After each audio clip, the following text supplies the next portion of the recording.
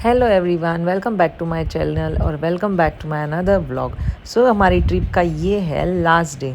कटरा तक हम उतर चुके थे कटरा से, और यहाँ पे हम लोगों ने किसी भी चीज़ की बुकिंग नहीं की हुई थी। सो बस कटरा उतरते ही हम एक अच्छे से होटल में रुक गए थे, और नेक्स्ट मॉर्निंग हम लोगों ने सोचा था अर्ली मॉर्निंग हम चढ़ना स्टार्ट करेंगे।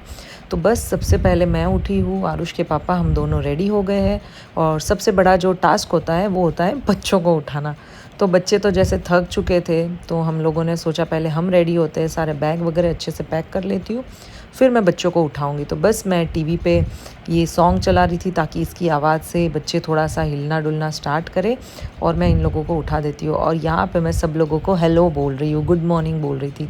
मैं एक्चुअली बात तो कर सकती थी, बट साथ ही में ये गाना भी पीछे चल रहा था, राइम्स, बच्चों को उठाना था, तो इसलिए मैं वॉइस ओवर कर रही हूँ। तो यहाँ पे आरुष और रीवा को हमने उठा। आरुष आरुष के पापा रेडी हो गए। ये भाई रीवा कैप क्यों निकाला? अरे यार, खाजी आ रही है, कहाँ आ रही है? बस। हाँ बेटा। हाँ, ये टी शर्ट पीछे चला गया उसका। क्या हुआ रीवा? अच्छा, ये वाली म्याऊ चाहिए, ये लो। देखो रीवा की म्याऊ।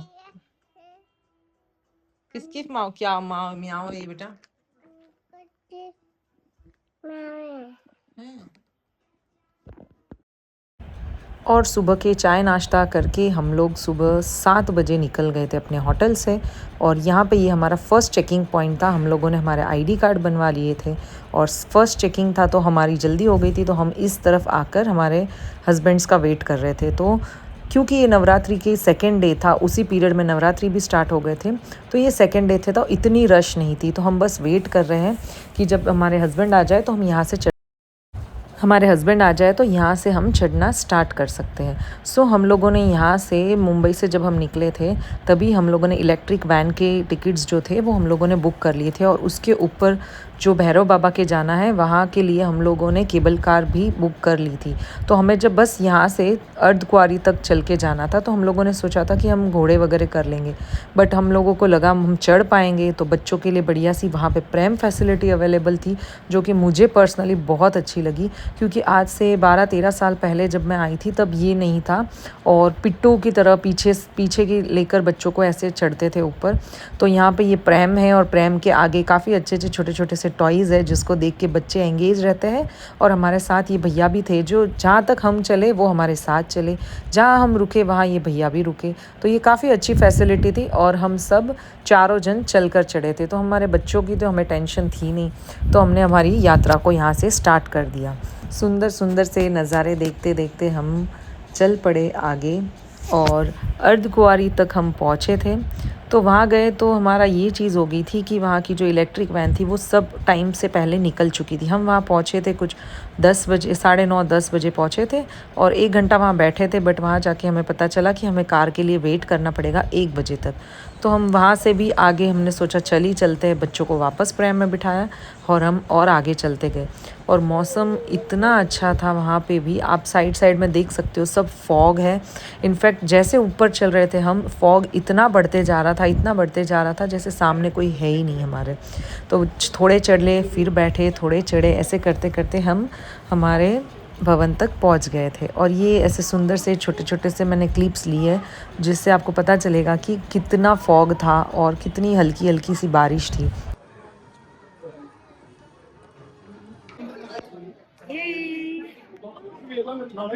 कहाँ आ गई रीवा? घूमने नहीं, हम दर्शन करने आए हैं ना। हम अर्धकुंवारी तक अपन पहुंच गए। यहाँ से अपन जाएंगे बैटरी वाली कार में। हाँ? बैटरी वाली कार में फिर ऊपर जय जय के पास जाएंगे, दर्शन करके आएंगे ना रीवा। कैसे दर्शन करेगा? हाँ ऐसे, कैसे प्रणाम करेगा? ऐसे प्रणाम करेगा। क्या पता? रीवा सुनो मेरी बात। मंकी कितने देखे? मंकी कितने सारे देखे, इतने सारे मंकी देखे।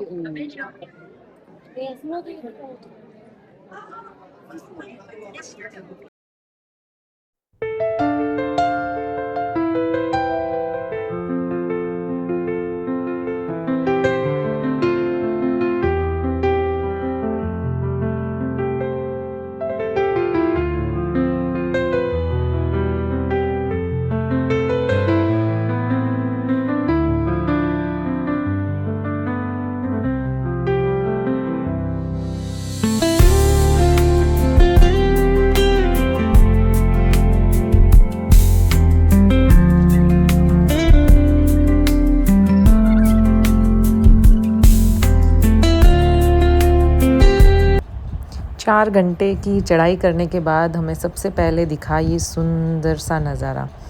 क्योंकि नवरात्रि थे, मंदिर काफ़ी अच्छे तरीके से सजाया हुआ था, फूल वगैरह इतने अच्छे थे। हमने तो जस्ट इससे पहले सारे रील्स में ही देखे थे और बोलते हैं ना, ये कोइंसिडेंस था। जब हमने हमारी ट्रिप की बुकिंग की थी तब हमें बिल्कुल भी अंदाज़ा नहीं था कि हम जब वहाँ जाएंगे तब नवरात्रि के टाइम होंगे।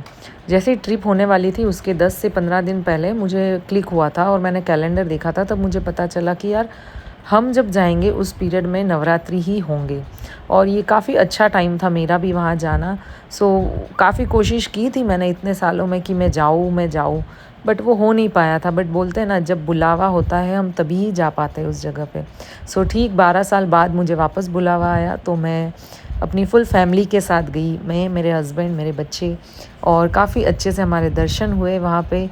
और इतना सुंदर मंदिर सजाया हुआ था कि मैं आगे तक आपको दिखाऊंगी जितना हो पाया, क्योंकि इसके बाद फिर हम लोगों ने हमारे जो सारे फ़ोन्स, बैग्स वगैरह थे वो सारे लॉकर में रख दिए थे।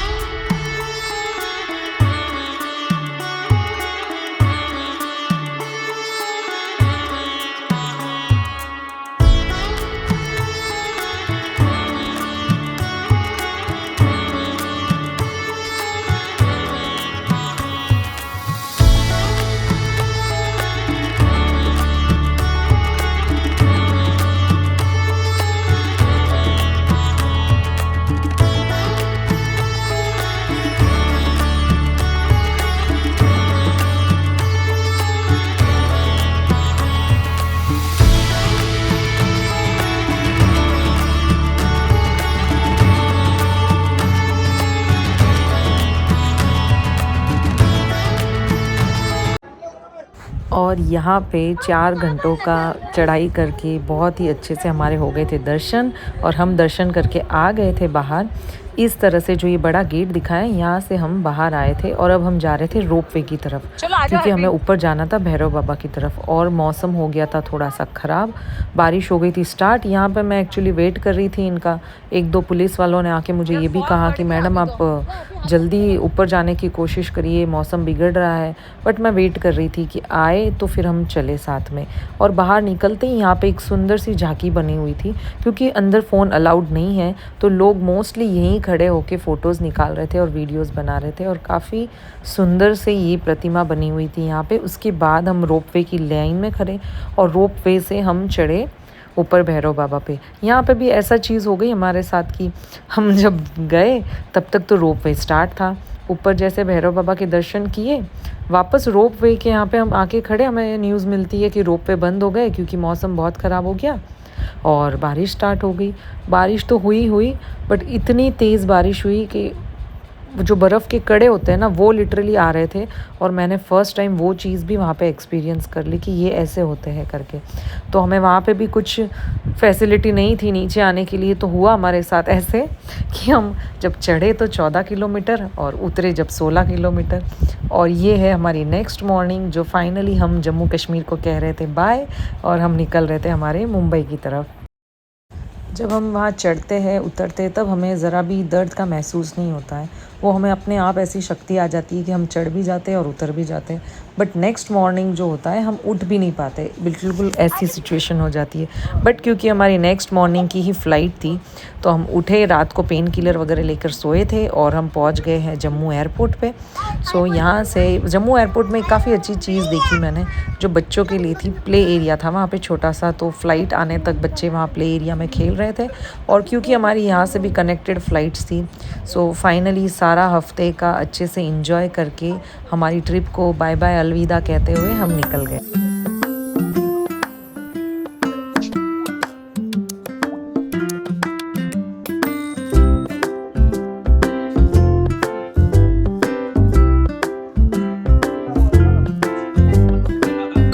बैग में पड़ी है यार, इतना नहीं लगता है उसमें कुछ।